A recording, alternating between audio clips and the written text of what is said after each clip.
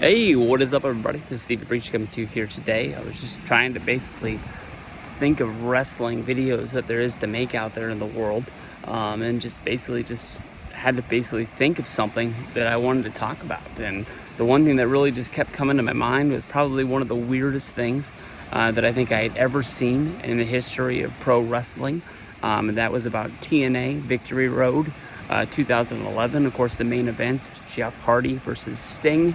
I ain't gonna lie. I mean, like, anybody who is going to be making a video or talking about this video or leaving a comment down below is basically going to be saying the same thing that I'm going to say. We were streaming the show. I don't know anybody that was religiously buying these TNA pay-per-views back in the day. TNA was putting on a good show. They had some names. They were still living off of that hype. This was almost 2 years into Hulk Hogan and Eric Bischoff being in the company, which was supposed to be sort of like a saving point for them, and they still were basically treading water. Jeff Hardy, one of the biggest names in WWE, was basically given to them on a silver platter. Jeff ran out of time on his contract at the time he was hottest after his run with CM Punk at that would be SummerSlam 2009. They had the TLC match. Punk beat them. Then they came back for SmackDown, and they had Jeff Hardy lose a losers leaves town match. Basically, Jeff had done some stuff in TNA, and they thought that he would be a hot guy to lead their heel faction that was led by Hulk Hogan, Jeff Jarrett, and Eric Bischoff were all involved. That was Immortal, right? He was. I'm pretty sure it was Immortal. They had so many factions in TNA, it's hard to keep them all straight. But Jeff, being the leader of the team, was taking the championship into their much hyped match with Sting.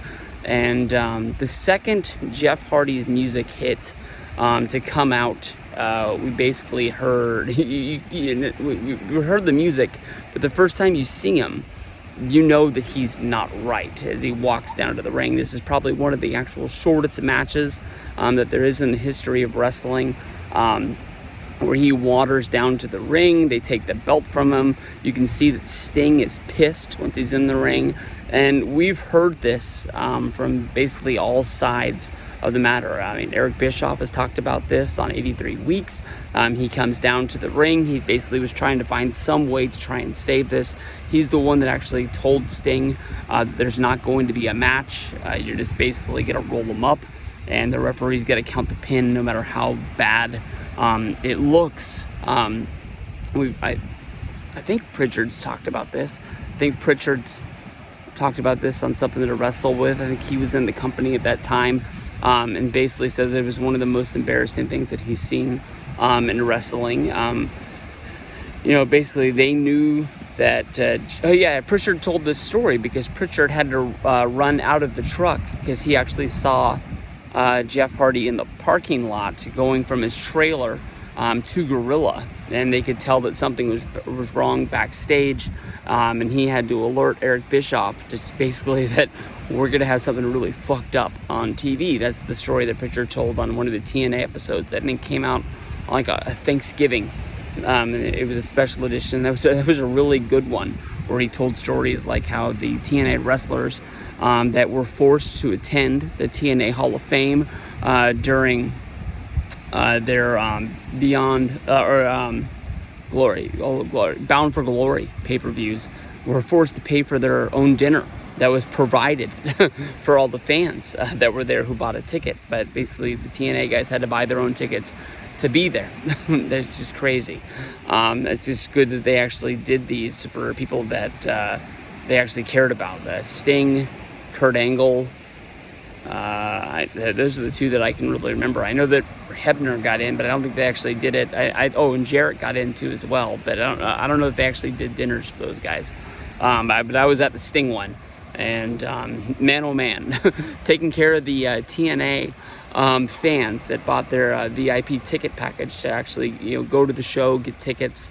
How about that? I had a front row ticket, camera side, and stayed in the actual Talent Hotel, and I had the Spanish announcer not Hector Guerrero, sitting at my table. The other one that I can't even remember his name. He basically looked at us and he was like, "So, you guys like Sting?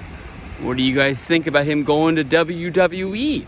That was his opening line to us. He knew that we didn't want to sit with him, and I don't think he wanted to sit with us either, to be honestly the truth. But basically, the whole match was just seconds. Sting takes Hardy down, sits on top of him, 1, 2, easy kick out at 2. And after that, it's just where pandemonium breaks loose. The referee still counts to 3. They play the Sting music. He holds the belt up. Sting shows just utter disgust at Hardy. Hardy's pissed, but doesn't know who he's supposed to be pissed at. And TNA kills the show. From there, Hardy disappeared for a while. He got his life straight before he came back. I want to say at least 6 months later down the road. TNA was actually smart enough to make the guy a babyface and push him from there. But he lived out the contract before, going back and being smart, heading back to WWE and making that big money. And we'll have to see what they're going to do with him to end his career. Matt's left. Is wrestling for AEW. I don't know if Jeff wishes that's where he was and he's just counting down the days on his contract. But I can honestly say that when I went to that Bound for Glory show and, the wrestlers were there in the hotel, I got him to sign my Victory Road 2011. I can honestly tell you that of all the things I've ever done to wrestlers, it was easily a joke at the time, but Jeff was so nice. That weekend, I ran into Jeff Hardy in that hotel so many times that when I saw him, I didn't want to think that I was just trying to hang around to find him. I would go the other direction, and I was actually walking away from him. But he was honestly cool. Every time he saw us, he knew my name by the time we left that weekend, and was honestly the nicest dude that I've ever met in wrestling. And I honestly regret the fact, because the second I handed him that paper to sign, that DVD cover, he knew exactly what it was, and he didn't say no. I mean, he signed it, but man, easy regret right after that. It was just basically to post a Twitter picture and show off the fact that I got it signed, and I hate it now. Peace out, guys. Weirdest thing involved in wrestling.